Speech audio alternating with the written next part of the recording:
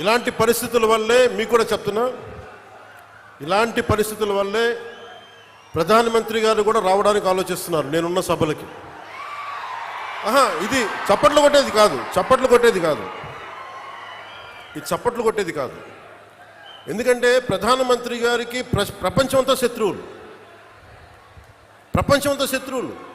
ఏ మూల నుంచి దాడి చేస్తారో తెలియదు.